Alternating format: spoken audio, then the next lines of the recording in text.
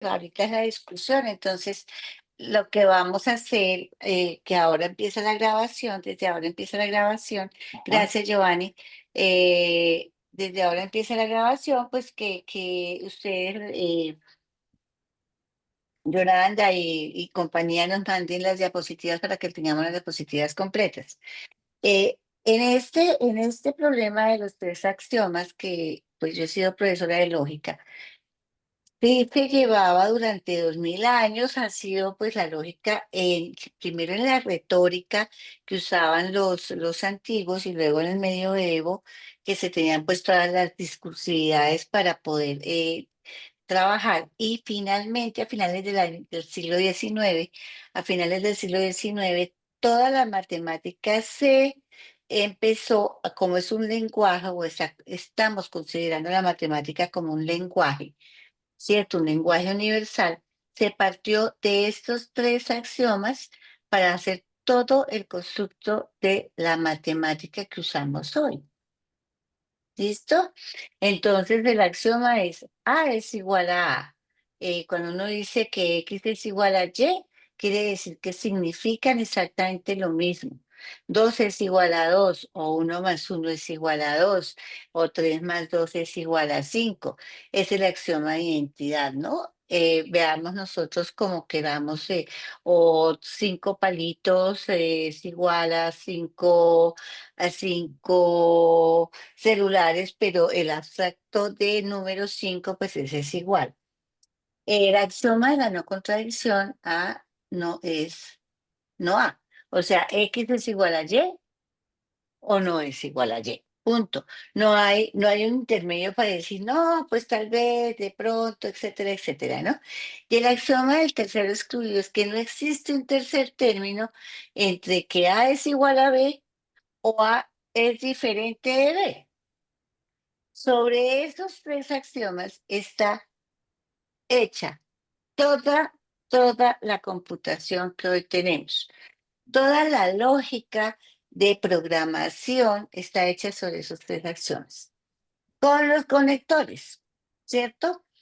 Y o sí, entonces. Punto. Y negación. Si A es verdadero, no A es falso. ¿Qué es lo que pasa? Bueno, a nivel microfísico, pues hay unas contradicciones ahí que podríamos en otra clase mirarlas si ustedes están interesados, es muy interesante. Pero en el mundo real, digamos, en la sociedad, cuando uno dice que el axioma de la no contradicción A no es no A, entonces uno pensaría, por ejemplo, en algo como el día y la noche. Entre el día y la noche, por eso este capítulo se llama El palo siempre tiene dos extremos. Entre el extremo A y el extremo B del palo hay una gama. Entonces, entre el día y la noche, ¿cierto? Está el crepúsculo, está el amanecer, donde yo no sé muchas veces si pudiera decir que estamos de día o estamos de noche, ¿verdad? Entre el color negro y el color blanco hay una gama de grises, que a veces unos son más negros, otros son más claros, pero hay una infinitud de gama de grises, ¿sí? Entonces, lo que hace ese planteamiento es decir, estos principios lógicos están muy bien para la computación, están bien para demostrar los axiomas matemáticos de la construcción de los números reales, de la suma de los números reales. Nosotros los matemáticos finalmente, a principios del siglo XX, nos pusimos de acuerdo en que si un par de números o unos números cumplen unas leyes que son si A es igual a B y B es igual a C, A es igual a C, leyes transitivas, las leyes de identidad, y dos operadores que tenemos, que es la suma y la multiplicación, y con eso hacemos leyes conmutativas, etcétera.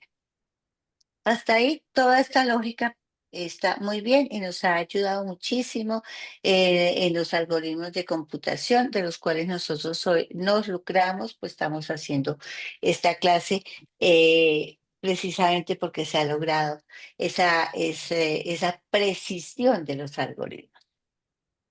Pero el mundo no es solamente matemático ni representación matemática de este tipo, porque ya el mundo microfísico tiene también representaciones matemáticas. Y esto de que no existe un tercer término, y es exactamente lo que se está trabajando en la dialógica, que si tú eres de acá o eres de acá, no hay una posibilidad de encuentro.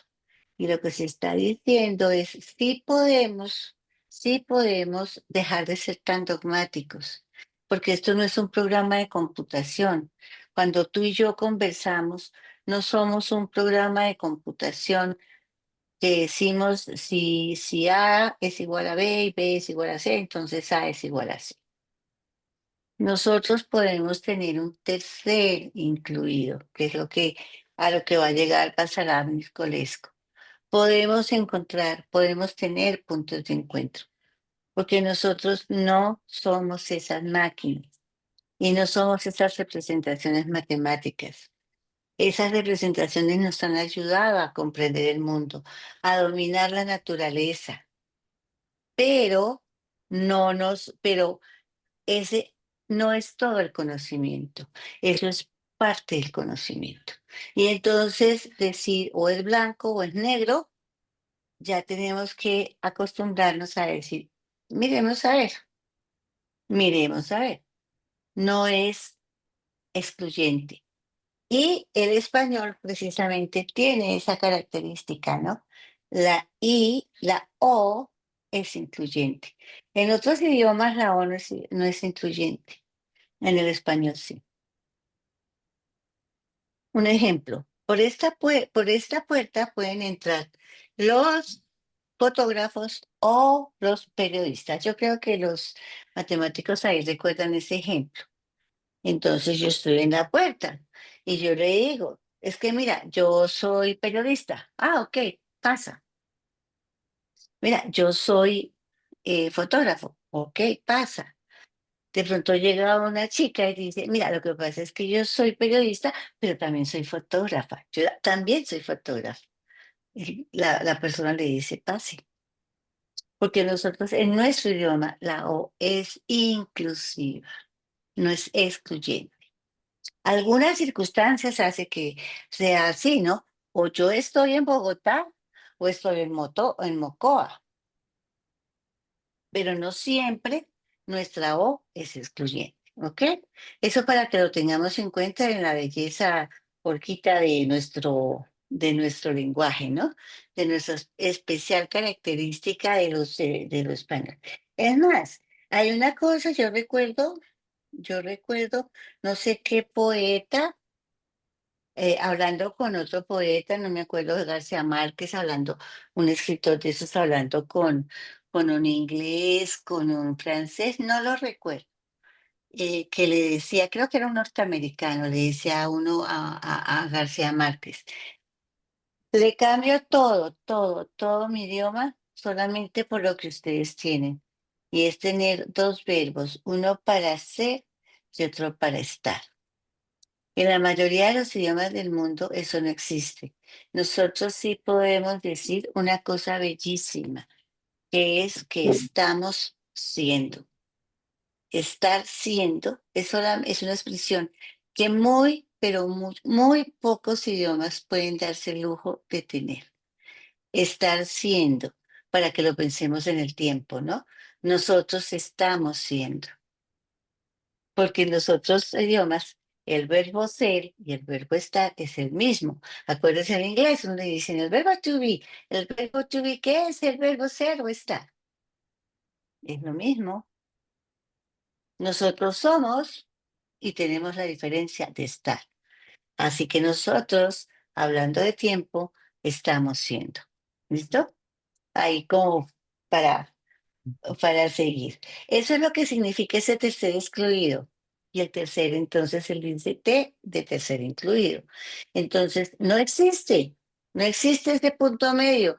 Y basará Nicolesco con todos estos filósofos, artistas, físicos también, porque entre las cosas de Nicolesco es físico, y es físico cuántico, dice sí, sí hay posibilidades de un tercer incluido. ¿Ok? Listo. Bueno, listo, Lo doctora, cual para muchísimas cosas, gracias. listo, gracias a ti, Yolanda. Bueno, Sigue. entonces prosigo. Entonces ya con lo que usted nos hizo la aclaración, aquí se podría concluir que el axioma del tercero excluido establece que para cualquier proposición o es verdadera o es falsa y no puede ser ambas o ninguna.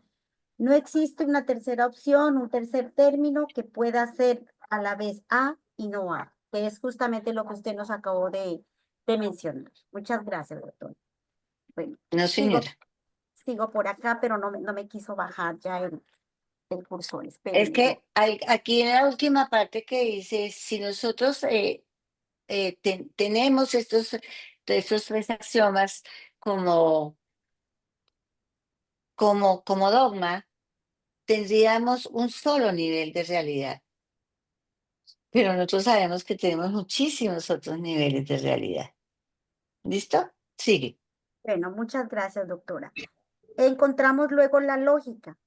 Y la lógica es la ciencia que tiene por objeto el estudio de normas de la verdad y también o de validez, ¿no? Sin normas no hay orden, no hay lectura del mundo, no hay aprendizaje de sobrevivencia. Acá me tapa, espera un momentico, yo bajo acá. Y de vida. Una cierta lógica y una cierta visión del mundo se esconden detrás de cada acción, cualquiera que ella sea, ¿no? La acción de un individuo, de una colectividad, de la nación, del Estado. Una cierta lógica que determina la regulación social. Eh, Desde la constitución de la mecánica cuántica, más o menos por allá en los años 30, los fundadores de la nueva ciencia se plantearon con interés el problema de una nueva lógica llamada cuántica. ¿Y qué es esa lógica cuántica? Según Birkhoff y Van Neumann, florecieron las lógicas cuánticas, ¿no? Con estos dos personajes.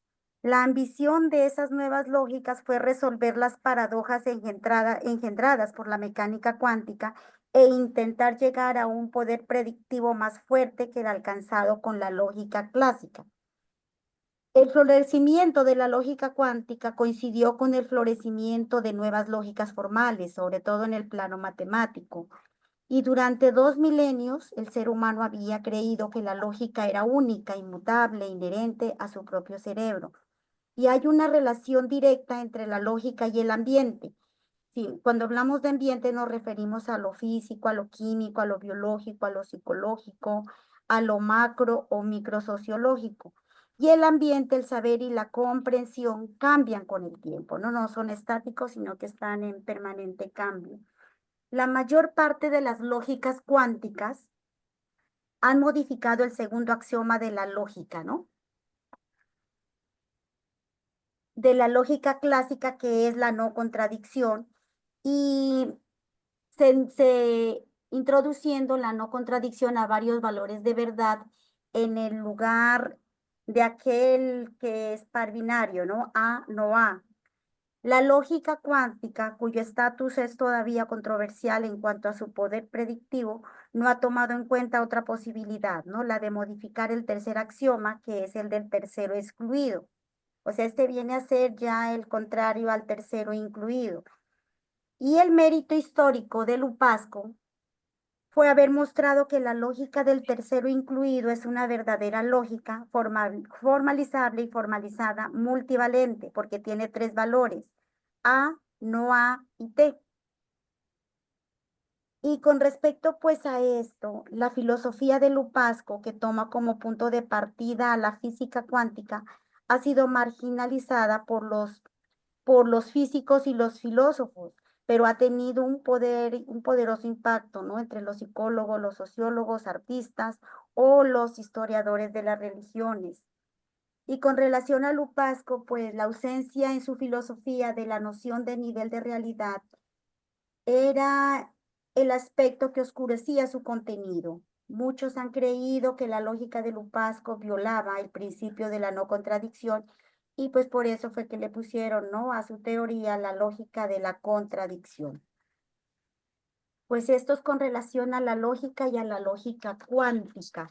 Ahora nos toca hablar ya del tercer incluido. El tercer incluido nos dice que la comprensión del axioma de este tercer incluido, de que existe un tercer término T que es a la vez A y no A, se aclara completamente desde que se introduce la noción de los niveles de la realidad. Y para mantener una imagen clara del sentido de este tercer incluido, representamos los tres términos de la nueva lógica, que está A, no A y T que aparecen allí en el triángulo.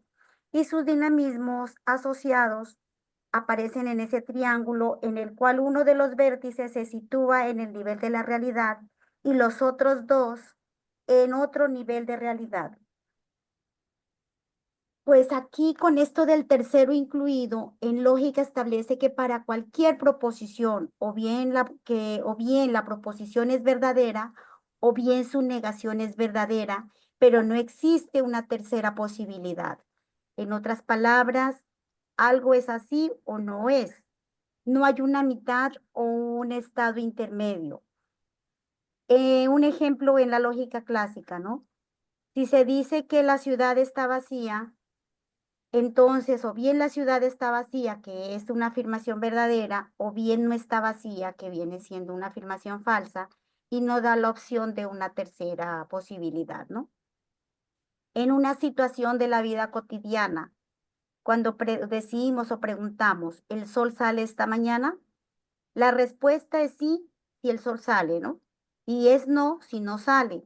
No hay una tercera posibilidad, o el sol sale o no sale. El tercero incluido en contraste con el tercero excluido establece que el tercer excluido implica que entre dos proposiciones que son contradictorias no hay una tercera posibilidad. Y en la lógica del tercero incluido se puede considerar diferentes niveles de realidad donde las contradicciones pueden coexistir según pues Basarab Nicolescu, ¿no? Que esto pues vendría siendo, doctora, lo que usted nos mencionaba ahora acerca de la escala de los grises. Ujú, es correcto. Bueno, entonces, y aparece aquí algo muy interesante, ¿no? Porque ya encontramos que se puede establecer una diferencia entre una tríada de terceros incluidos y una tríada hegeliana, donde que se esclarece por la consideración del rol del tiempo. O sea, tanto Hegel como lo de la teoría de los terceros incluidos hablan de ese rol del tiempo. En una tríada de terceros excluidos, los tres elementos coexisten en ese preciso momento, o sea, al mismo tiempo aparecen los tres, pasado, presente y futuro. En cambio, los tres términos de la tríada hegeliana se suceden, pero es en el tiempo, no en ese preciso instante, en ese preciso momento, sino en el transcurrir del tiempo. Y consulté un poquitico acerca de la tríada hegeliana, ¿no? Que también se la conoce como tesis, antitesis y síntesis. Y es el Muy proceso bien. y es el proceso dialéctico fundamental en la filosofía de Hegel, esos tres términos, tesis, antitesis y síntesis. Describe la evolución de una idea a través de tres etapas. Una afirmación, que vendría siendo la tesis, su negación o contradicción, que es la antítesis, y la resolución o integración de ambas, que es la síntesis. Eso pues con relación, ¿no?, a lo que se trató en esa teoría de Hegel. Muy bien, muy excelente tu comparación con Hegel, y la teoría hegeliana es un ejemplo perfecto de que los modelos matemáticos, los modelos sistémicos, no, digamos, computacionales que tenemos, son una parte de la realidad, pero no es toda nuestra realidad.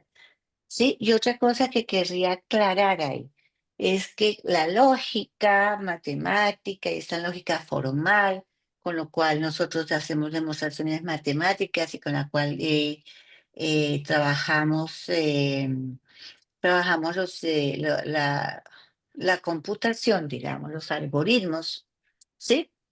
Esta lógica cuando se habla de las premisas, no se habla de la verdad. Eso no tiene nada que ver con la verdad, ¿sí? Se habla del razonamiento, de la validez del razonamiento.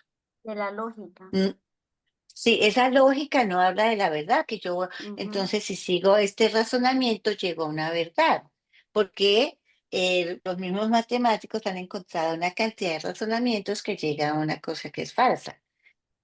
Lo que está avalando la lógica es el razonamiento, la validez del razonamiento, ¿sí?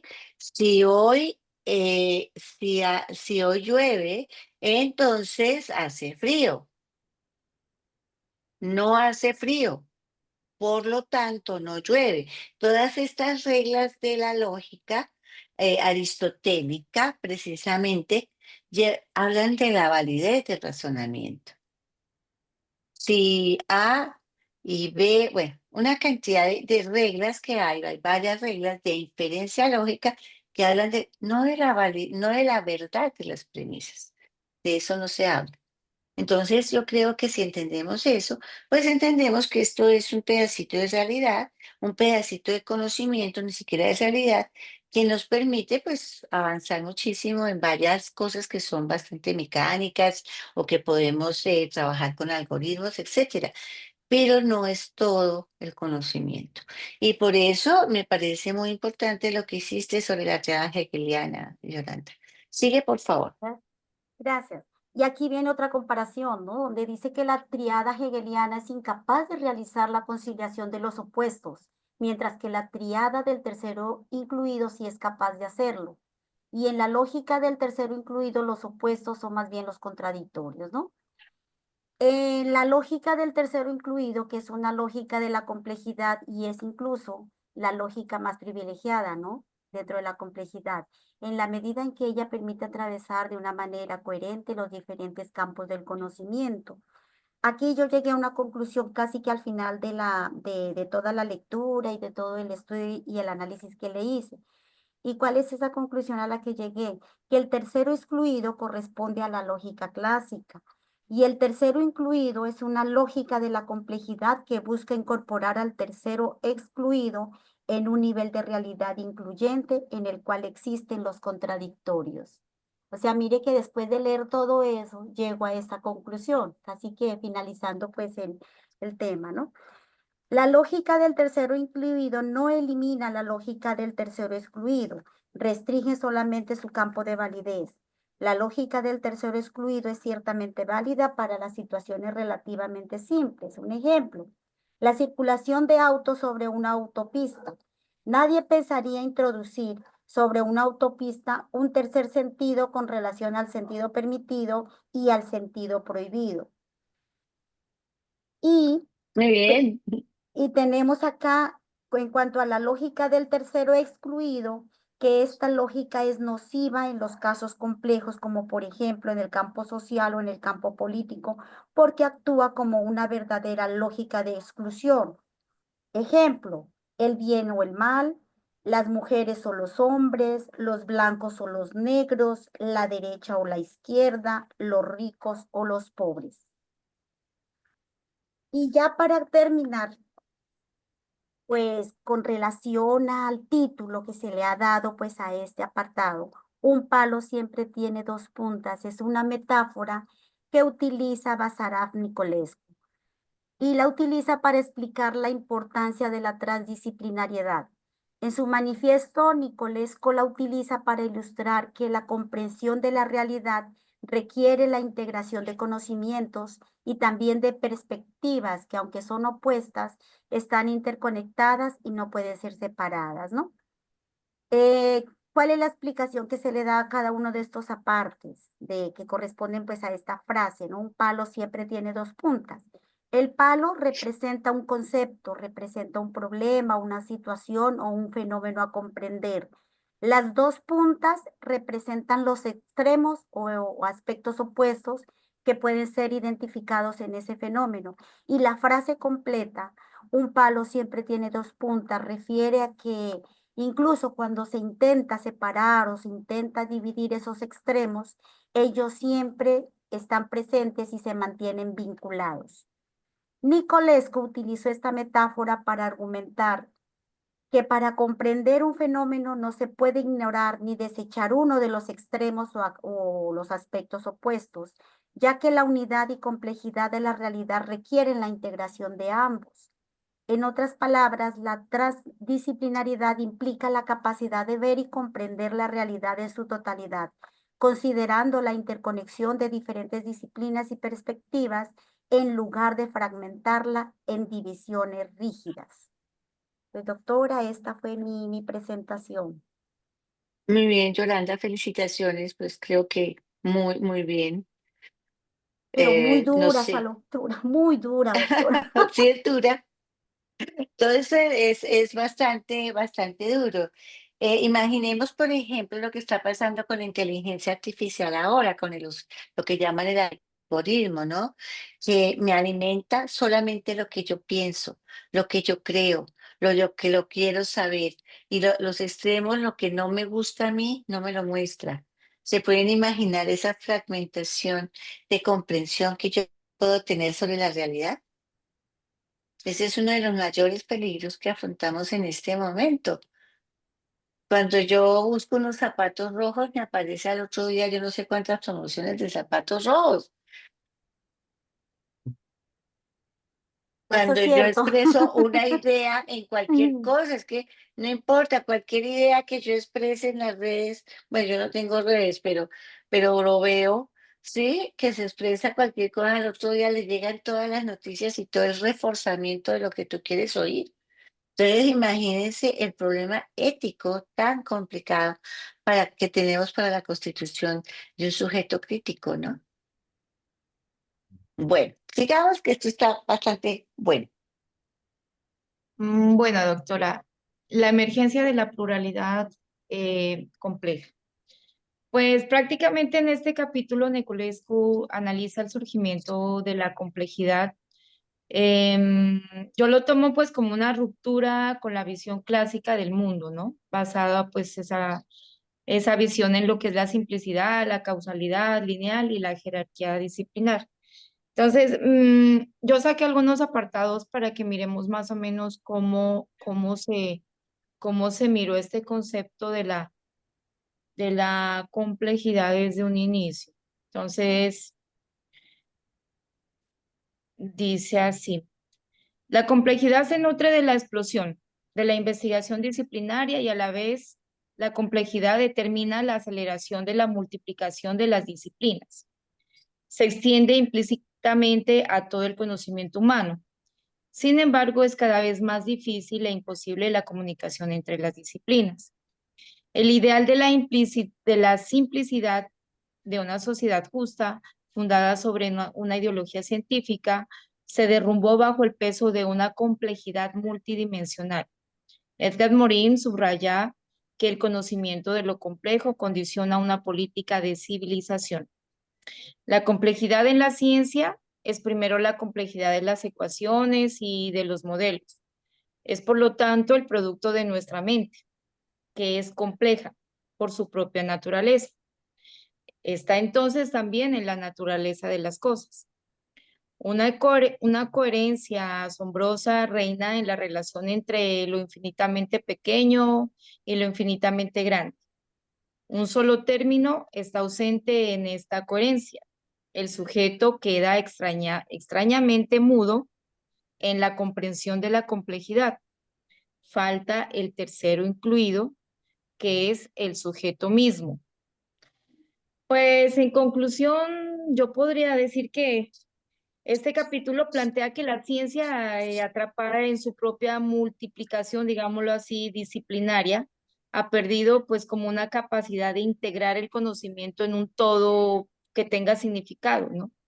La emergencia de la complejidad no puede abordarse con la lógica binaria clásica, ¿no? Nicolescu propone una lógica del tercero incluido, lo que comentaba la compañera y que nos ilustró muy bien, y una transdisciplinariedad que reconozca niveles múltiples de realidad. Pues aquí viene ya lo que es el sujeto como un eje de reintegración del saber. Doctora, eso es en conclusión. Y de constitución, ¿no? De constitución. Yo quisiera ahí, pues tengo varias anotaciones ahí. Y cuando se trata de esto que parece pequeñito, pero que es muy, muy denso, como todo el texto, que es bastante denso. eh, Esa integración de lo micro con lo macro, nosotros pues se supone que somos macro, somos micro en el universo, pero respecto a cómo estamos constituidos, pues somos macro y nuestro micro que nos constituye. Yo quisiera que pensaran ustedes en cuando yo lo vi, me explotó la cabeza. Un átomo es 99.99% vacío. Si se junta con otro átomo, y se junta con otro átomo y se junta con otro átomo y forma moléculas y después esas moléculas forman bacterias, forman de lo que estamos hechos todos nosotros, etcétera. Si nosotros tomáramos la materia de la cual nosotros estamos hechos, seríamos 99.999 vacío y el resto materia. Y así estamos constituidos. ¿Listo? Hay cuatro fuerzas hasta ahora, ¿no? Que la ciencia ha encontrado muy fuertes. La más débil es la fuerza de la gravedad. No pensamos que es una fuerza grande, pero de las cuatro fuerzas es la más débil. La segunda fuerza, la que le sigue, es la fuerza electromagnética, ¿no? Toda la fuerza electromagnética es todo esto que nosotros con los celulares, con todo lo que las puertas que se abren, que se cierran solas, todo por ondas. Eh, Tenemos esa fuerza electromagnética, la fuerza del electromagnetismo, los trenes bala, bueno, todas las cosas que hacemos con eso. Y las otras dos son dos fuerzas subatómicas, una fuerte y una débil. La débil es la que produce si nosotros bombardeamos un átomo, se produce un increíble despliegue de fuerza, por eso la bomba atómica. ¿Cómo es que se produce? Se bombardea un átomo de hidrógeno, la bomba de hidrógeno, la que mandaron sobre Hiroshima. Esta fue sobre Nagasaki. Se bombardea el átomo y al romper la estructura del átomo se produce la bomba atómica. Esa es la débil. Y la fuerte es la que nos tiene a nosotros aquí. Entre átomo y átomo hay una fuerza impresionantemente fuerte que nos mantiene, si no unidos, pegados, porque no están pegados, los mantiene en equilibrio. Los mantiene en equilibrio. Esa fuerza es la fuerza subatómica más fuerte. Y por eso nosotros somos así, o sea, no nos tocamos y pasamos al otro lado, pero somos en la mayoría vacío. Ahí les cuento, ¿no? Si quieren indagar sobre eso, googleen de qué estamos hechos, cuánta materia tenemos en nuestro cuerpo y cuánto vacío somos. Como para que se den una idea de esto que por eso dice, falta el tercero incluido, falta el sujeto mismo. Estamos eh, estamos hechos por unas, digamos, fuerzas completamente contradictorias, opuestas, que sus opuestos es exactamente lo que nos mantiene como sólidos. Esas fuerzas de los opuestos. Pueden imaginarse entonces que esto se ha pasado, realmente lo que se ha hecho, lo que se basará que es físico cuántico, con estos artistas, con Morán, porque él estuvo en cuando se hizo el manifiesto de la transdisciplinaridad, estuvo en ese grupo. Cuando estuvo allá Edgar Morán, lo que él hizo fue decir, pues si eso pasa en la constitución física, se puede eso pasar a la sociedad, se puede eso pasar a la sociología, a la antropología. Tenemos que entender que en los opuestos hay un tercero incluido. Hay un tercero incluido y ahí es donde nosotros podemos crear una nueva civilización de comprensión y de dialógica. Ahí es donde podemos construir la paz, entendiendo que si bien hay esos extremos, sí podemos tener un tercer incluido. ¿Listo? Gracias, doctora. A usted, Nelly. Muy bien, María Nelly. Listo. ¿Tú sigues con la siguiente o sigue Jaime? Ahí, Sí, la verdad es que solo quedan 5 minutos para las 8, doctora. ¿Cómo vamos a trabajar los tiempos? Porque de verdad que este ¿Les tema da está muy pereza bueno. quedarse unos 20 minuticos más? No sé, pues, que lo que digan los compañeros doctorantes. Por mí, tranquilo, está interesante. Sí, yo no tengo Listo, inconveniente. No, no hay listo, problema. gracias, Jaime. Lo que sí, pasa es que este es bastante denso, este librito, pero sí me parece sí. que nos da una base teórica muy importante. Lo que dijeron las compañeras es bastante, eh, pues, digamos, puntual, ¿no? Muy puntual lo que hicieron. Quedé también aterrado de escucharlas, estaba emocionado también de escucharlas toda su consulta. Aquí pues podemos notar que Basarat Nicolescu pues es digamos que es considerado como un divulgador, ya que él pues a la par con el doctor Morán y también con Freitan, por allá en los años 70 dice que organizaron un congreso en Portugal, donde justamente querían definir lo que era la transdisciplinaridad. Parecía que en ese evento no iban a salir con nada, pero al final lograron consolidar el término de la transversalidad, de la transdisciplinaridad, y es por eso que en este momento pues también estamos dándole este profundo debate digamos análisis a este tema tan importante, ¿no? Entonces yo quiero referir más que todo a lo que es la visión del mundo en la transdisciplinaridad. Él siempre tiene muchos, digamos que dice que a nivel de la humanidad hay muchos avances que nos rodean, pero sentimos una pérdida profunda, ¿no? Quizá de pronto estamos envueltos entre muchos saberes y las civilizaciones colapsan aún así, cuando el saber o el conocimiento no se integra en el ser o la vida interior del individuo. Entonces, una serie de premisas que él busca, dice que el saber ha crecido, pero no así nuestra conciencia. Entonces, mire que aquí vincula quizá de pronto la parte humana con la parte espiritual. Entonces él propone, Nicolescu dice, propone la transdisciplinaridad como la vía de integración del conocimiento con el ser. Mire qué interesante, ¿no? El conocimiento con el ser. Y es ahí también donde él propone, más abajo propone pues los niveles de la realidad, ¿no? Dice que hay distintos niveles de realidad, pero lo que usted decía, doctora, por ejemplo, eso lo hablamos también en la reunión pasada que tuvimos, donde hablábamos acerca de lo que era la bomba atómica, ¿no?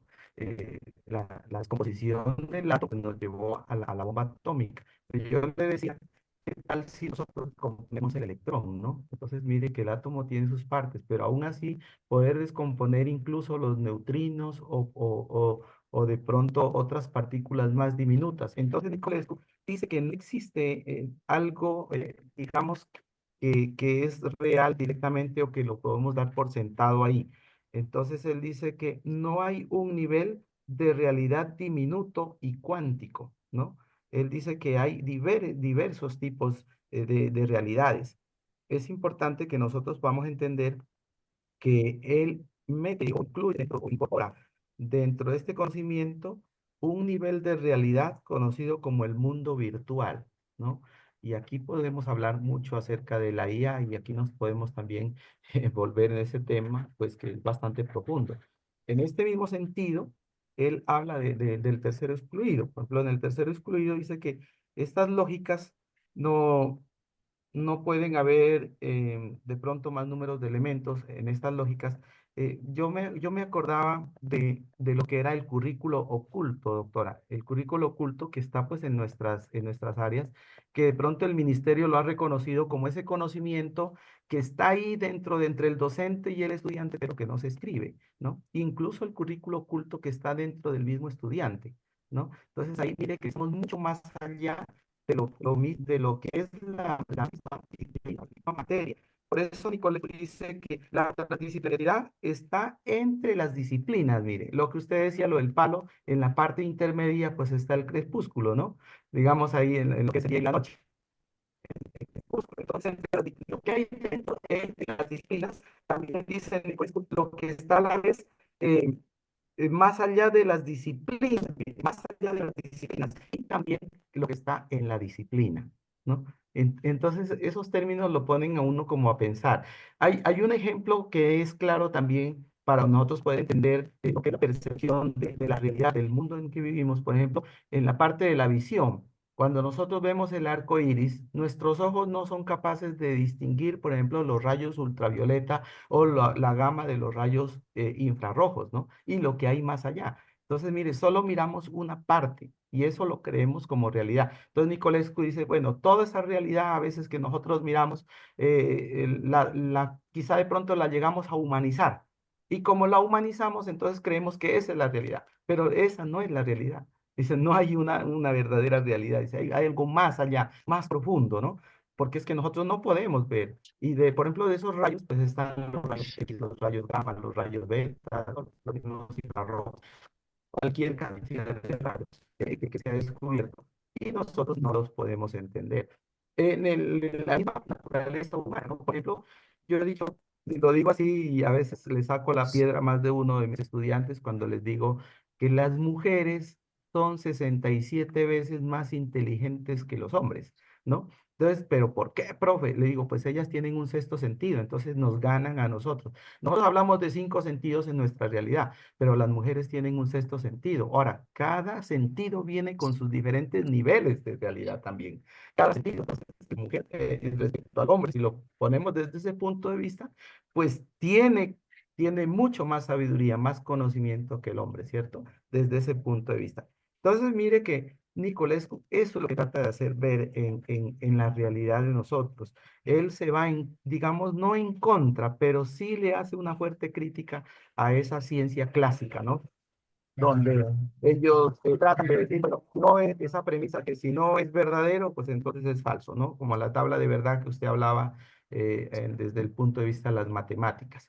Pero entonces nosotros miramos aquí que hay muchos más elementos y ahí esos elementos son los que nos vienen a dar paso a nosotros a la complejidad. La teoría de la complejidad, digamos, como lo dice el doctor Edgar Morin, nosotros vivimos en un mundo, en un entorno muy complejo y aparte de ser de pronto científicos o aparte de ser de pronto estar analizando cosas, pero primero nosotros somos humanos. Primero somos humanos y por eso también nos debemos a la misma naturaleza, tanto humana como también la naturaleza que conocemos de los arbolitos del ambiente, ¿no? Del medio ambiente.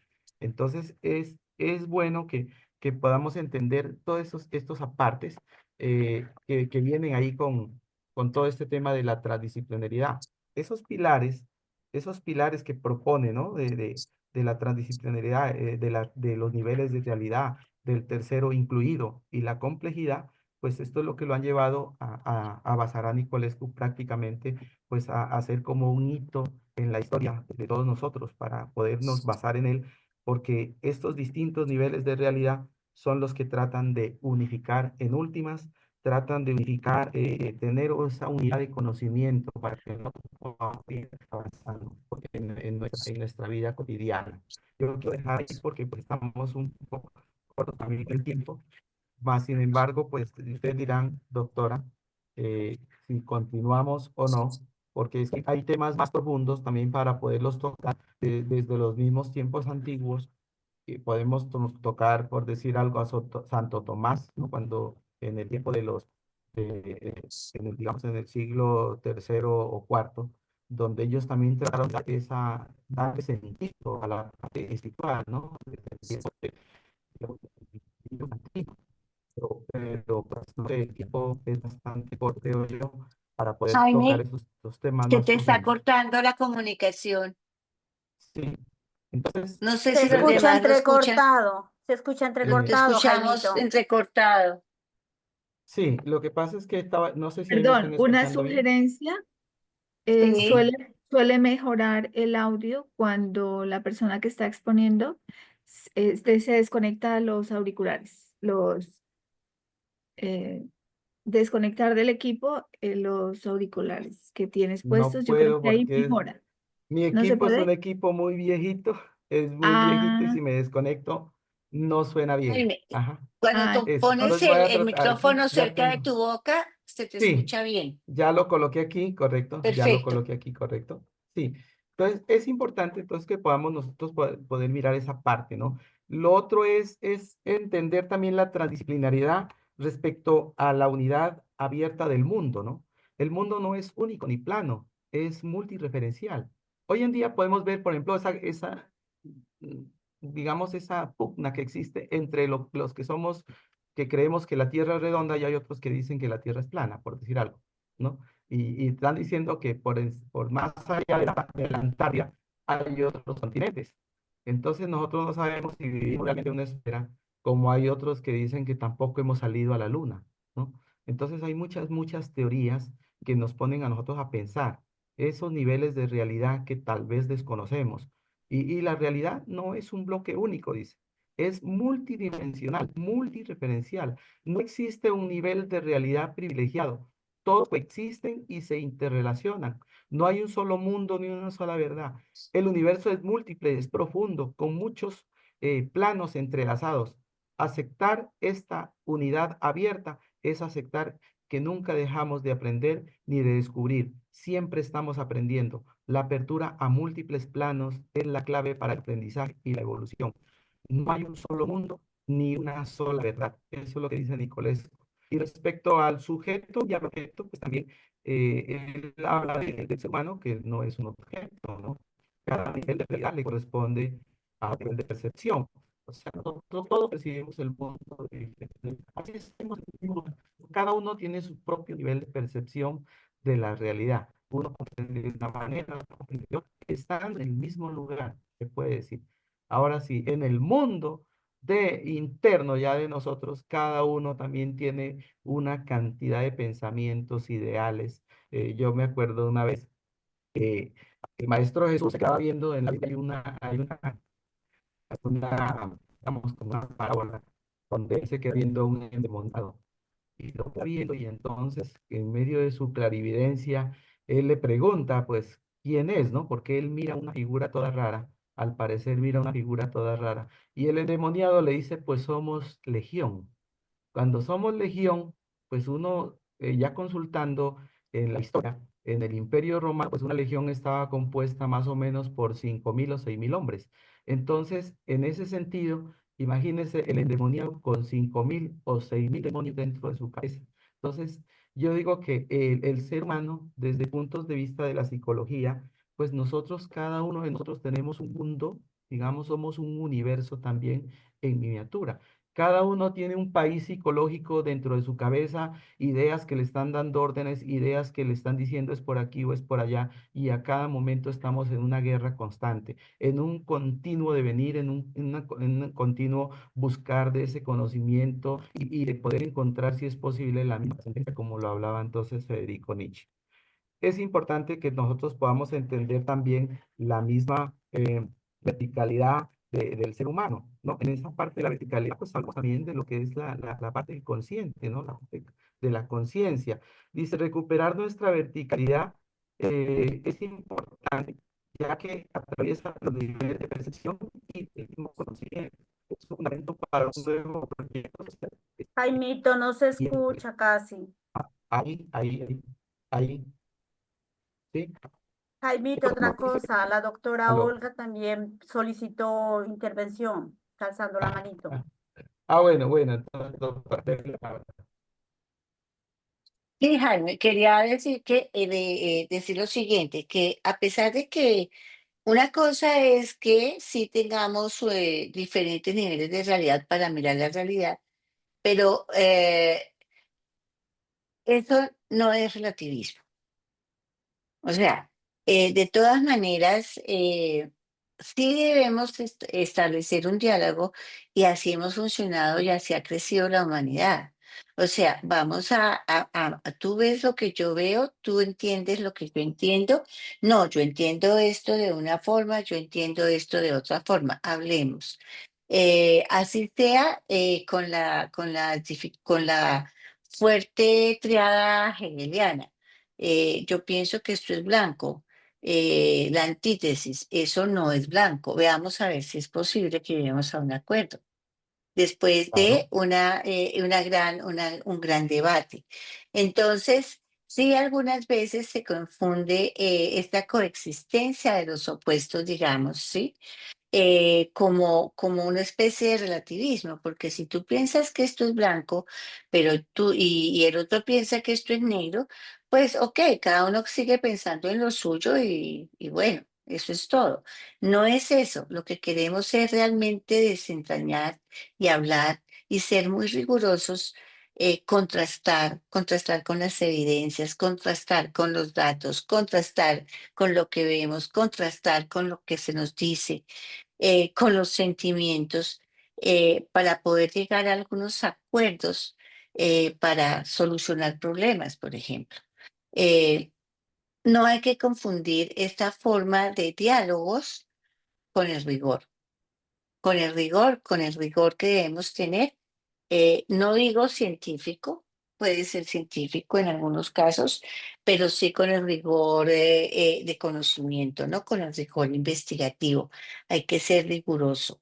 Eh, que se asuma, que somos seres únicos, que somos de seres, cada uno, digamos, constituidos de forma diferente. No quiere decir que no se asuma la realidad como una totalidad ya intrínsecamente compleja y nos esforcemos por gestionar, por desentrañar esa complejidad, ¿no? Yo Sí, hago una pregunta ahí, Jaime. Tú vas a pasar para lo que es una nueva visión del mundo, que es la transdisciplinaridad, ¿cierto? sí, Que es lo estoy que ahí. Ajá, tú estás ahí. ajá. Vas a trabajar, porque sí me parece que ya vamos hasta las 8:12. Vas a trabajar disciplinariedad, pluridisciplinaridad, interdisciplinaridad y transdisciplinaridad, Estamos que son los trabajando la conceptos, transdisciplina. Sí, tengo dos conceptos, ¿no? El uno claves es, de este. sí, ahí tengo yo la transdisciplinaridad y la unidad abierta del mundo. Hasta ahí tengo yo. Ajá. Eh, Sí, o sea, la es visión, que una cosa es precisamente la en esta. visión y otra cosa es la unidad abierta al mundo. Sí, así es. Pero es que en el anterior capítulo, antes de pasar a la transdisciplinaridad y unidad abierta al mundo, hay 4 conceptos que nos deben quedar claros. Si no los tienes, los trabajamos para la próxima vez, ¿cierto? Que son el concepto de pluridisciplinaridad, el concepto de de disciplinaridad, el concepto de pluridisciplinaridad, el concepto de interdisciplinaridad y el concepto de transdisciplinaridad. Eso es clave para nuestra investigación, para que cuando nosotros estamos investigando podamos saber si estamos en un campo disciplinar, en un campo pluridisciplinar, en un campo interdisciplinar o en un campo transdisciplinar. Pues yo te encargo porque estaba en el anterior, ¿cierto? Porque tú pasas a una nueva visión del mundo, la transdisciplinaridad, en ese pues ya pasas a otra sin que hayamos definido, perdón, una nueva visión del mundo, la transdisciplinaridad es donde el manifiesto de la transdisciplinaridad nos, eh, nos define esas No sé cuatro si, categorías que debemos tener súper, súper clarísimas. Bueno, esas categorías, sinceramente, no las vi. ¿Conoce a alguien de pronto las tiene? Porque yo acá tengo esta visión del mundo y la cosa es explicaré porque nos Sí, porque si hay alguien que haya leído el capítulo y nos pueda dar una idea, la concretamos o completamos estas diapositivas las podemos concretar con esos cuatro aspectos, ¿no? con esos Porque sí, cuatro términos. Ajá, correcto. como nosotros estamos trabajando en eso, o si quieren, lo miramos y yo hago, para completar este pedacito, hago, lo puedo completar yo para la próxima reunión. No sé si alguno de los compañeros leyó sobre Doctora, esto de la qué disciplinaridad, lo pena. de la pluri, etcétera. Doctora, Cuéntenme. en el quinto capítulo habla sobre muerte y resurrección de la naturaleza, pero allí habla sobre la visión de la naturaleza y el pensamiento mecanicista, pero no hay una diferencia entre ni conceptos sobre lo Bueno, que yo aquí los invito a que todos revisemos en esta parte de una nueva visión del mundo, la transdisciplinaridad. Él en la página 37 del libro, o no me acuerdo si eso está exactamente como en el libro, trabaja exactamente qué es la disciplina, qué es la pluridisciplina. Él dice ha sido pues indispensable, ha sido muy valioso la formación de las disciplinas. Explica qué es la pluridisciplinaridad. Dice la pluridisciplinaridad comprende el estudio de un objeto de una sola y única disciplina por varias disciplinas a la vez. Y se puede desarrollar. Luego dice la interdisciplina, ¿qué es? Y luego dice entonces la transdisciplina, ¿qué es lo que comprende? Porque si ustedes se dan cuenta, yo escucho a muchísimas personas decir interdisciplina y transdisciplina de Ujú. forma, digamos, casi igual, ¿no? Claro. Y creo sí. que sí es importante que en el grupo tengamos esa comprensión. No sé si alguno de ustedes leyeron ahí lo de la pluridisciplina, si lo sacaron. Si Doc- no, pues me parece importante que Jaime termine y para la próxima clase completamos esa partecita para Ah, bueno, estas bueno. diapositivas. ¿Te parece, Jaime? Bueno, quiero terminar aquí esta parte de lo que tiene que ver con la transdisciplinaridad Es y la correcto. unidad del ¿Les mundo. parece, compañeros, a todos? Sí, doctora, de acuerdo. Sí, Sí. sí, sí. No Ujú. lo quiero dejar pasar porque es importantísimo que lo tengamos clarísimo todo. ¿Qué Claro, sí. diferencias hay Eso le para el pregunté trabajo, yo a sobre todo para el usted. trabajo de grado, ¿no? Eso le pregunté yo a usted el otro día. Yo no sé, debe estar grabado por ahí en la clase de la definición de los términos. Los términos está la clave. Perfecto. Dice aquí la última parte que quería tocar era que siempre uno está de Jaime, pie. O sea, acércate el micrófono, porfa. ajá. Ahí, ¿me escucha? Sí. Habla otra vez. Hola, Se te está hola. cortando mucho. Muy bien, ahí sí. Ahí. Entonces, mire, habla acerca de la parte de mantener una verticalidad consciente, ¿no? Frente a esta realidad. Esta verticalidad dice que atraviesa los niveles de percepción y de conocimiento, fundamento para un nuevo proyecto social y espiritual viable. Ya que aquí también, mire, que nos mete también en ese otro campo, ¿no? De cosas que desconocemos y que en algún momento, por decir algo, él tocaba, si aquí colocamos la realidad de Dios, por decir algo, no vamos a poder definir quién es Dios en realidad, ¿no? El mismo los mismos científicos ahorita están hablando acerca de la partícula de Dios. Creen dar una definición o creen tener algo, una razón sobre lo que es Dios, pero Dios está por encima de cualquier conocimiento. Entonces es importante que también lo podamos entender que son como unos misterios. Entonces la realidad viene acompañada también de esos misterios. Entonces estar de pie no es solo físico, dice, es también espiritual. Ser vertical es tener una mirada profunda que conecte lo que pensamos con lo que sentimos, que hacemos, ¿no? O sea, lo que se también es siento el sentimiento y la voluntad también, ¿no? Lo que pienso, porque digo y con Jaimito, lo que no se hago. escucha Simplemente casi. algo, digo, Te estar escuchamos como con fabricado, guitarra. ajá. No, acá no hay nada de guitarras.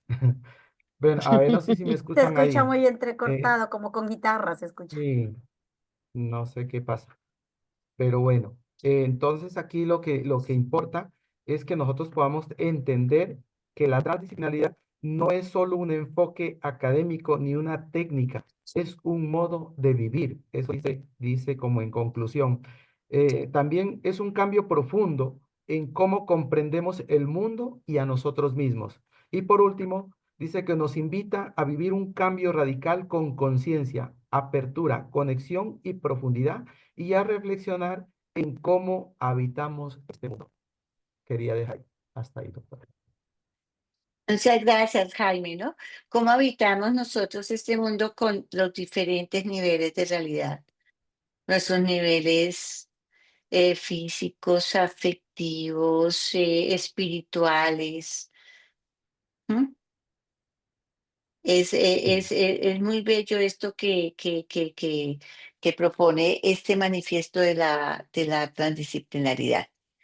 Muchísimas gracias. Esto les queda grabado. Mañana les consigo la grabación. Y entonces, si tú me mandas la tu parte, presentación. les voy a solicitar a los integrantes, tanto a Yolanda como a Marianelli, que nos manden, nos cuelguen en Bien, el Drive sí. las diapositivas. Y Jaime, yo la tuya la quisiera yo complementar, si tú me la permites, me permites meterle la mano con estas definiciones muy claras y sobre todo colocando algunos ejemplos para que nos quede claro cuándo hacemos investigación disciplinar, cuándo hacemos pluridisciplinar, qué es la Ujú. interdisciplinariedad y qué es la transdisciplinaridad. ¿Ok? Claro, Porque ustedes con mucho gusto. seguramente van a estar trabajando con esos términos muchísimo en su trabajo de grado. Y muchas gracias, doctora. Tranquila, por mí no hay ningún problema. Gracias. Bueno, si tú eres tan gentil, la subes y yo la completo, ahí no pasa nada. Está en Están la muy misma que bellas comparte las la compañera. diapositivas de todos. Y Sí, muchísimas gracias. No sé si alguno quisiera hacer algún aporte, una pregunta. Yo les solicito, les ruego, por favor, a todos que este libro lo lean, este texto lo lean, porque pues, les va a dar muchos elementos para defender sus posiciones y construir sus marcos teóricos de la complejidad y la transdisciplinaridad. Gracias, doctora. Estaba pensando, por ejemplo, tú, Olga, que tienes ese nivel poético, vas a trabajar poesía, ¿no? Sí, doctora, justamente Sí, o sea, estamos leyendo el libro, ya casi llego al final. Sé que nos correspondió a mi compañera y a mí los últimos capítulos, entonces probablemente pues nos pongamos de acuerdo con ella y seguramente me corresponda a mí la sección. sí, Sí, tú podrías definir niveles de realidad, por ejemplo, en lo poético, ¿no? sí. En categorías como lo sublime, ¿no? O sea, cuando uno ve un paisaje bellísimo que lo deja sin, o Sí, uno de hecho escucha ya la. estoy construyendo algún ejemplo, digamos que no está en el texto, como para tratar de comprender mejor cómo el poeta se introduce en esos niveles de realidad. Sí, construye unos niveles de realidad diferentes, ¿no? Una Sí, melodía como, no sé, que lo transporta a uno con estas marimbas bellísimas que tienen en el Pacífico. Es una cosa maravillosa, ¿no? Y yo recuerdo una vez que fui al páramo de Chingaza, que es un páramo que queda aquí muy cerquita, quería llevar a unos estudiantes y me fui con un guía sola. Un día porque allá no se puede entrar sin guía porque es muy grande y uno se pierde. Y y fuimos como un martes, entonces pues un martes en el páramo de Chingaza no hay un alma y es muy grande. Y uno iba caminando, subiendo la montaña y de pronto estaban las lagunas sagradas, las 3 lagunas sagradas de los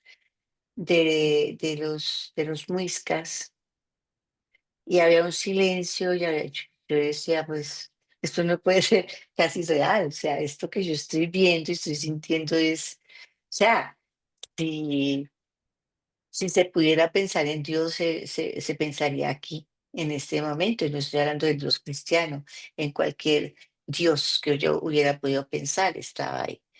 Lo mismo pasa con algunas melodías, con la poesía, con algunas frases que se hacen que son poesía en la prosa de algunos autores, ¿sí? En los cuadros. O sea, esa categoría de lo sublime, yo creo que es un nivel de realidad, por ejemplo. Bueno, listo. Doctora, Ahí, en la clase del 28 de abril le hice la pregunta sobre los términos, la pluridisciplinaridad, sí, interdisciplina, la multiversidad, todo eso, transdisciplinaridad. Eso, cuando usted nos habla acerca de construir el marco teórico desde la complejidad. Ahí nos hablaba sí. Esos son términos, son conceptos que vamos a tener tenemos que clarificarlos muy bien. ¿Ok? sí, correcto. Muchísimas gracias para todos. Me regalan para la próxima clase 1 hora y media para que podamos trabajar este pedacito que no se nos quede por fuera. El siguiente grupo, por favor, ¿sí? Dentro de 8 días, Y el próximo miércoles nos toca, el ¿no? próximo miércoles, El próximo miércoles vale, me gracias. regalan todo el grupo nos regalan una media horita más, por favor. Sí, Ok, doctora. vale, muchas gracias. Nos programamos. Ok, muchas gracias. Ya Gracias subí el Abracito, archivo, a nos doctora. ustedes, estamos muy hablando. bien. Muchas gracias, Muchas gracias. A doctora. usted, Feliz noche. doctora, muchas Gracias, gracias. feliz noche, gracias. Fran, Igualmente, muy descanse. gentil, Doctora, ya está el allá nuestros archivo sistemas. subido. Muchas gracias. Bueno, hasta luego, gracias. Bueno, Fran, muy gentil. Gracias.